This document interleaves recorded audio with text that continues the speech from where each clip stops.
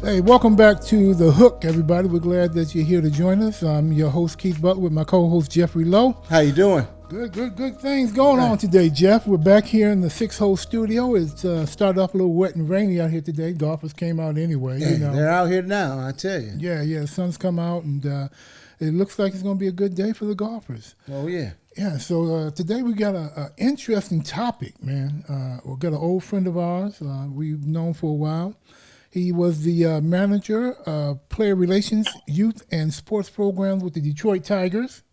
And now he is running something called the City of Detroit Hometown Championship. Let's introduce and welcome Sam Abrams. Hey, Sam, how you doing?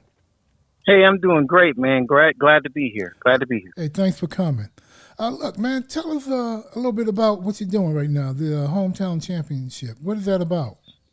So right now, plans are underway to host the City of Detroit's Hometown Championship, which is an international event that includes youth from the ages of 7 to 18 for a baseball and softball competition that'll take place August the 11th through the 17th throughout the city of Detroit. And essentially, it's really a program just designed to get youth connected, to have individuals or teams from different races and backgrounds come together to compete in the game of baseball and softball.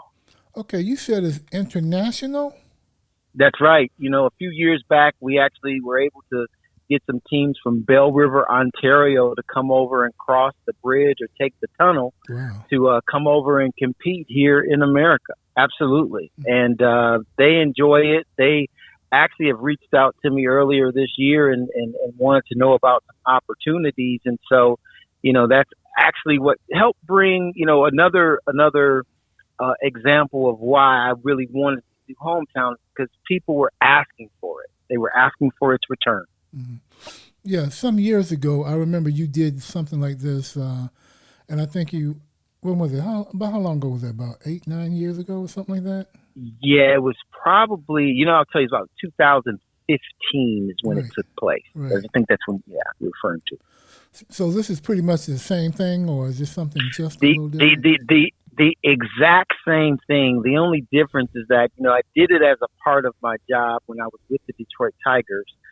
Now it's something I'm doing through a nonprofit organization that I formed called the Davis Foundation, which really works on basically teaching young people the opportunities that exist within sports off the field and off the court.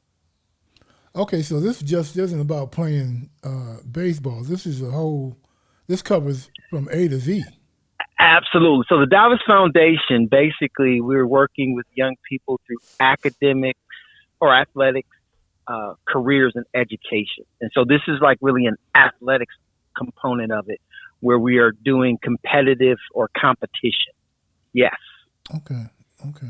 So now you said it's from 17 to 18. Is there anything for people younger than that, or is that just the perfect starting age at 7?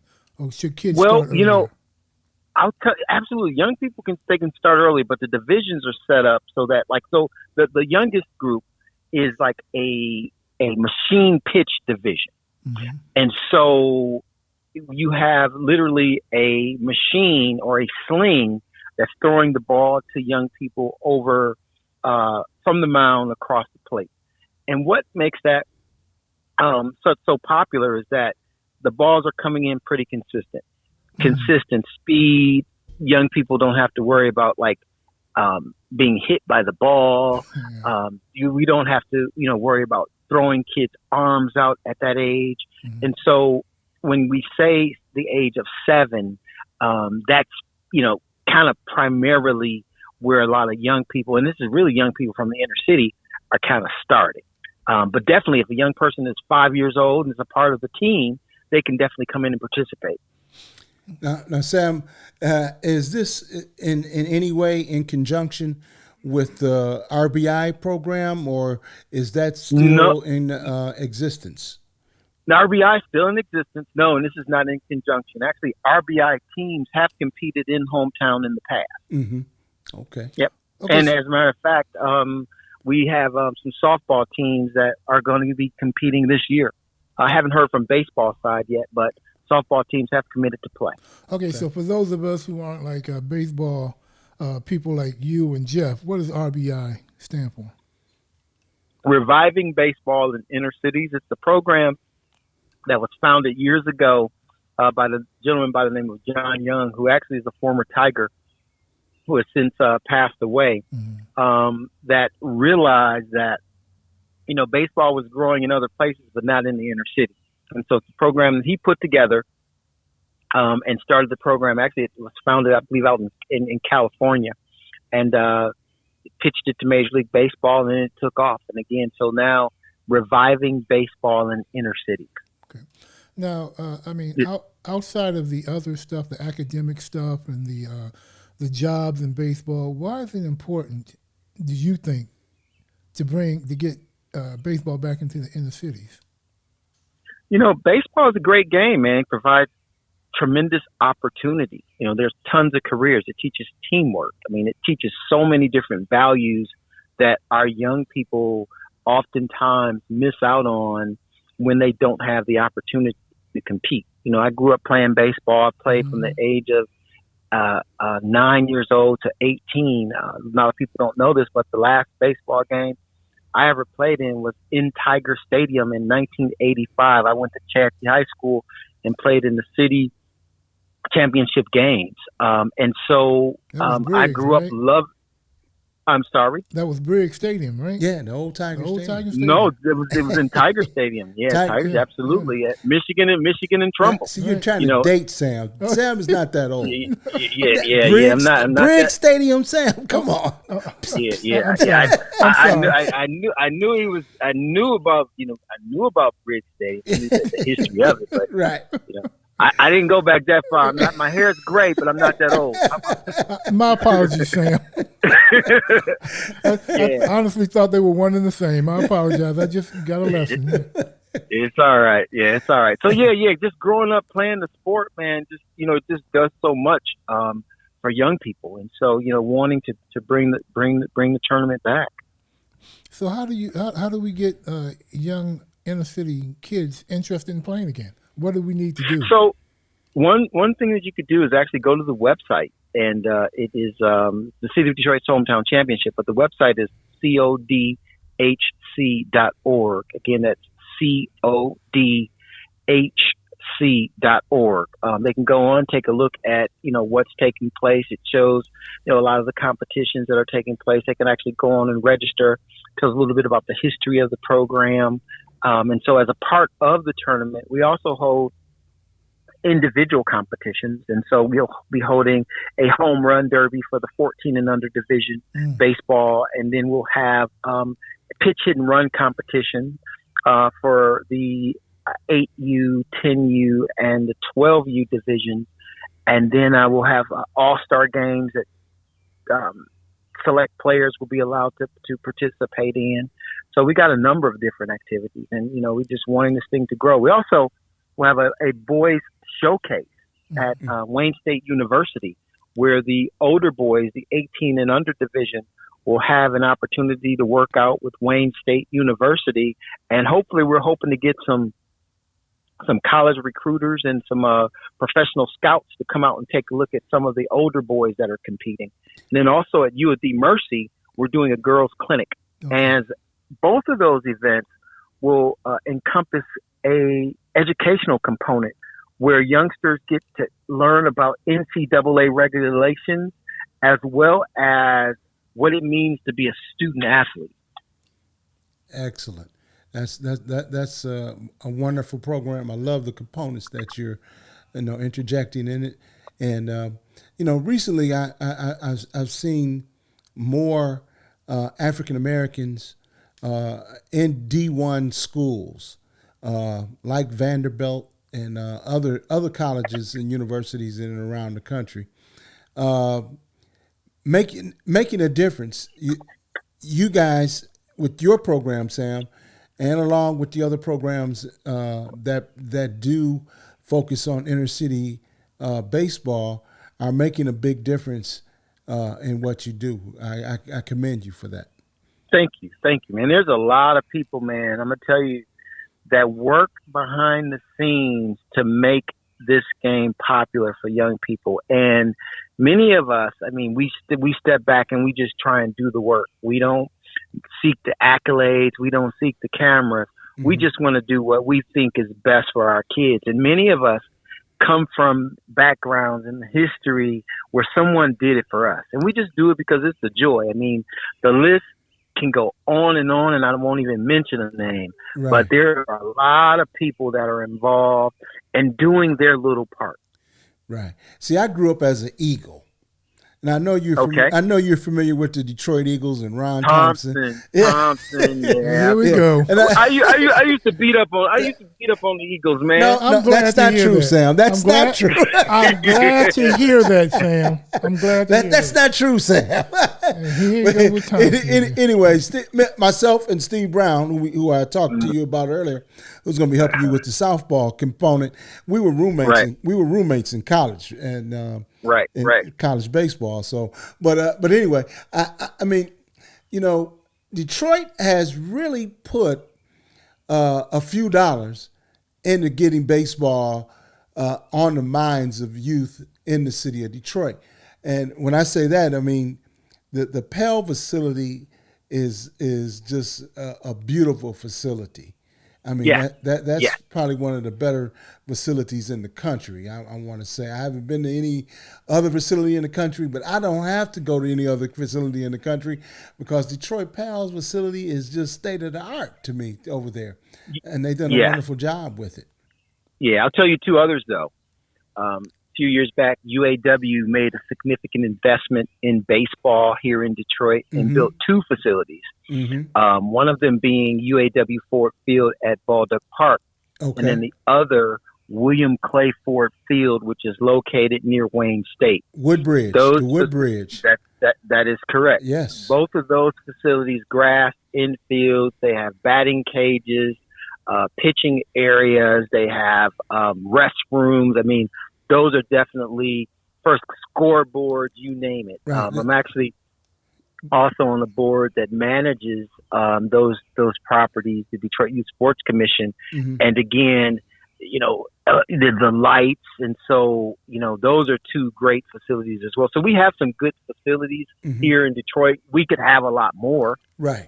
But we do have some pretty great or pretty good facilities, I should say. Mm-hmm. And we're just a part of bringing the game back and making it fun for kids to play. Right. Yeah, I've seen both of those facilities. Yeah, I remember when the one you mentioned over at Woodbridge was going up. And I've seen both of them since they've been completed. We did some of the championship over on the one not at Baldock, but there was one on the east side. Was it Baldock? Yep. Yeah, it was. Yeah, right. It was one over there at Baldock. We did some of the filming over there. And but now I'm wondering, are those open just for league play, or can neighborhood kids go on and play them? Or those are primarily set up for organized play. Mm-hmm. And again, reason being is because they are in almost pristine shape. You just want to make sure that people are being responsible and there's some organization. There's also liability. So when you start talking about, just anybody running out there and playing on them, someone gets hurt, who's responsible? Mm-hmm. So we have to be mindful of that. We don't want to keep anyone away. But let me say this.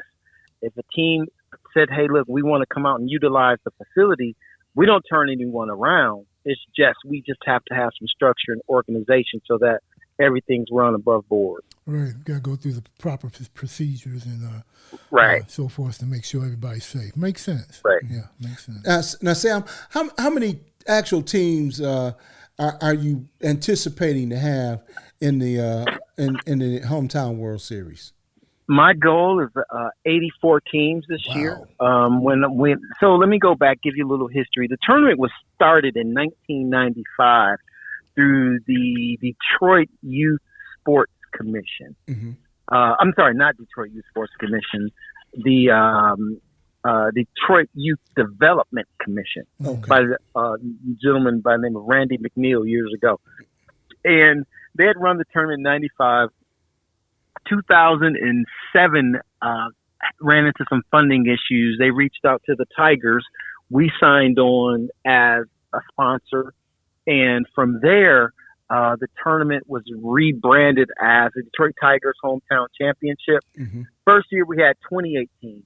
The last year that I did the tournament was in 2016 with the Tigers.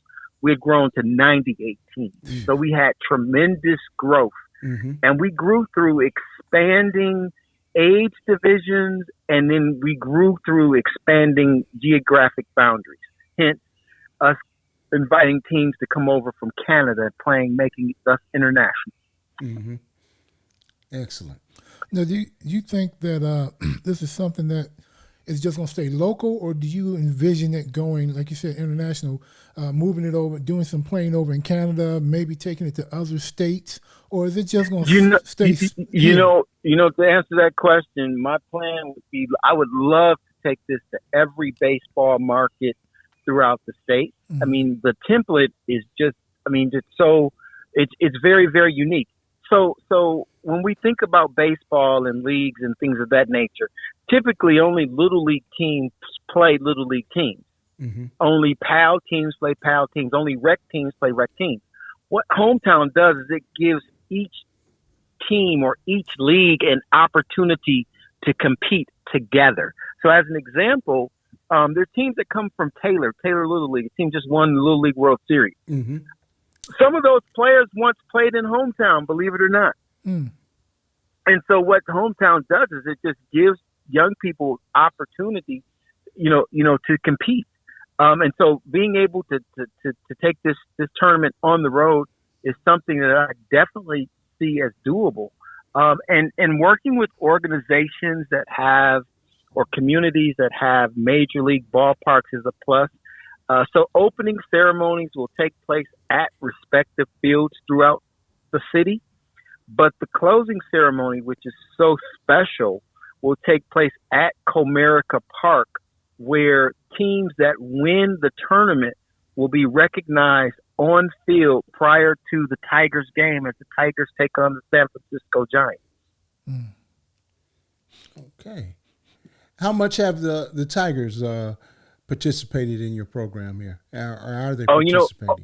Over the years, the Tigers have been a tremendous support. Again, the Tigers helped rebrand the tournament. They brought it back to life Mm-hmm. back in 2008. This year, they are providing tickets to the game and providing the pre-game ceremony opportunity. I actually reached out probably too late for funding for this year, but definitely have hopes that going forward, we'll be able to get some funding from them to help support the cause. Yeah, I was thinking about your funding. This has got to be a very, very expensive undertaking. Where's it all coming from, Sam? I mean, I know it can't be coming just out of your pocket. I know you mentioned a couple of people earlier, but are there any other people who are helping? And how do you get people to help support this? Sam is a wealthy man. You didn't know that? No, I didn't. The age-old question, how do you fund it? Basically through registration fees, donations, through grants and things of that nature. As it relates to right now, we're starting from square one. I am stepping out on faith and believing that this is going to happen. I definitely know that this is a worthy cause, and just going to step out on faith and make sure that it happens. Okay, and speaking of registration fees, this is for the whole team. So what's it cost the team or individual player to participate? So registration fees are based upon the team, mm-hmm. and registration fees, and it depends upon the age group, and can go anywhere from $350 to $450 per team, and it's a double elimination tournament. Young people will get commemorative T-shirts, tickets to the ball game, and a great deal of fun. Yeah, that's not a bad price for a whole team. $350. Oh, absolutely, that's absolutely, a great price, absolutely. Yeah. You are absolutely correct. Yep. Heck, I could almost sponsor a team. Almost, Sam. Almost. Hey, we're not turning anybody down. There's also sponsorship opportunities from the website that individuals can go to and take a look. Sponsorship opportunities that will allow them to, sponsor a team. It will allow them to sponsor some of the competitions that we have. They wanted to sign on as a presenting sponsor of the event. So it really just varies in terms of commitment levels from sponsorships and one's ability to support. Mm-hmm. And let me just step backwards just a little bit. We talked about you doing this when you were with the Tigers. This is actually pretty much the first, right? Since this is right, this is just the beginning, new all over again, right? Absolutely. I mean, it's a rebirth. Again, it was once the Hometown World Series is when it was originally started, when the Tigers got involved in 2008 because of trademark. We could not use the name World Series, so hence it became the Detroit Tigers Hometown Championship. When I left the Tigers and went over to UAW, I was actually able to bring the tournament back in 2019, and we had some teams that competed then, and it was the UAW Ford Hometown Championship, and COVID hit, and everything kind of shut down, and so this is, again, really is the rebirth of Hometown Championship, and naming it City of Detroit Hometown Championship because, hey, it's played right here in the city of Detroit. It's a tournament that, many people back to the city to do competitive things and to visit the city. And so we're rebranding it as, again, City of Detroit's Hometown Championship. Yeah, I think that'd be a good plug for the city, and like you said, with people coming back and a lot of businesses popping up here and there, that will be a nice piece of entertainment. Yeah. And, you think about it, when we were youngsters, like, if you didn't do anything else, you played baseball. You come home from school, you play baseball, you'd be outside in the park, pick up games, all kind of junk. Everybody had a game, a glove, everybody had a bat, everybody had some balls, and you just went out and played. And we've lost that. I think, I don't know if you and I were talking about it, Jeff, but, kids don't get out and play anymore. They'd rather sit at home in front of their Nintendos or Xboxes or whatever it is, and play on the cell phones. This hopefully will invigorate some kids to get back outside, if nothing else, just to see. That's the plan. And again, through the nonprofit, the Davis Foundation, that's another component where we will be going into schools, taking over the gym class for the day, and teaching young people how to hit, field, run, and throw. Okay. And that's where it starts. And again, you mentioned earlier about how young, as long as you can throw a ball, I mean, you can play some component of the game of baseball. If you really break it down, it's broken down into small pieces. You don't need 9. A lot of people think you need 9 people to play baseball. You don't. You need a ball, you need a bat, you need a glove. And I remember as a kid playing running bases. Yeah. I remember playing strike 'em out. There were 2 of us. Yeah. There was 2 of us. Yeah. We threw the ball against the wall. Yeah. It was strike 'em out. We didn't need a catcher. Yeah. And really, you know what? And Keith and I had discussed that. We had talked about that one time.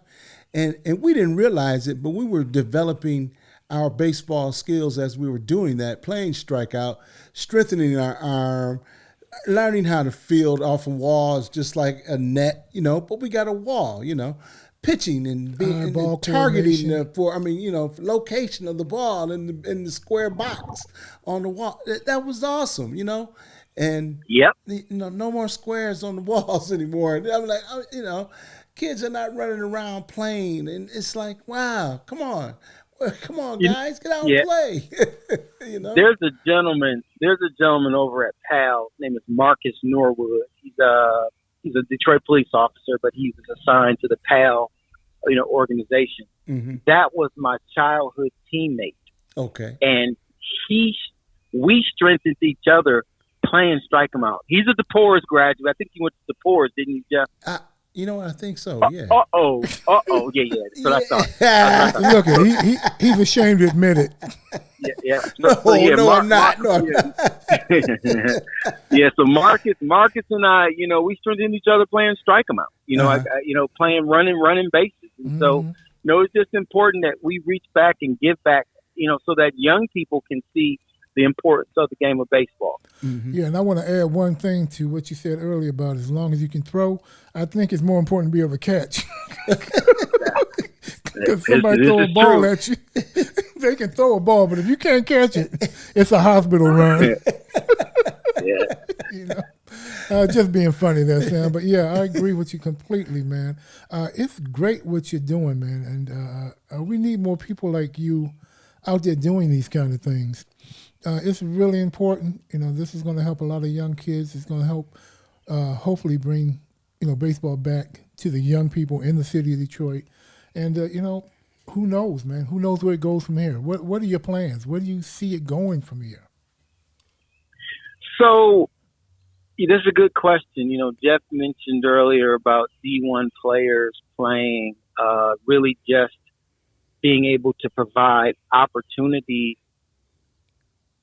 embrace the game of baseball and seeing potential careers that exist within the sport. Mm-hmm. I see it being able to just enlighten young people on different opportunities from a career perspective. Imagine, that young kid that grows up playing catcher, at the age of 8 and he goes to 18, but he does not have the skills to take him to that next level. Mm-hmm. Through this program, we're hoping to be able to say, hey, look, there are careers. There's a career called an umpire that pays extremely well. You've been behind the plate for 8 years, 8, 9, 10 years. You know the rules of the game. Mm-hmm. Now look at it from a different perspective. You can get paid. You can make this your career, and you're still around the game.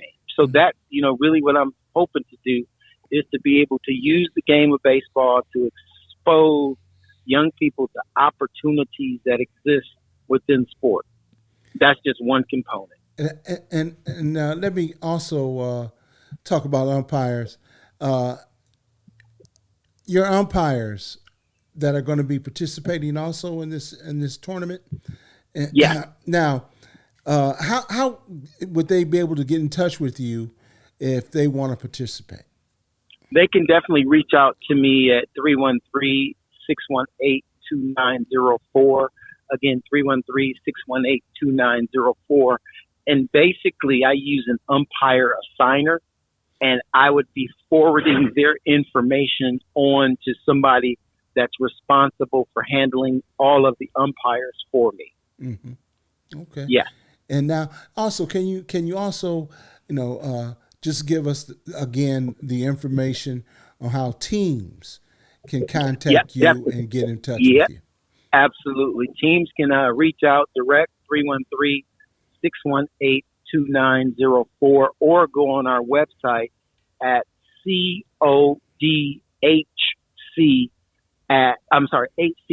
Again, at codhc.org, and at City of Detroit Hometown Championship.org. And you can see the registration information there. Okay, and that's for kids 7 through 18, boys and girls. 7 boys and girls. Again, for the girls, we'll have 18U, 14U, and 12U divisions. And for boys, there's an 18U division, 14U, 12U, 10U, and an 8U division for boys.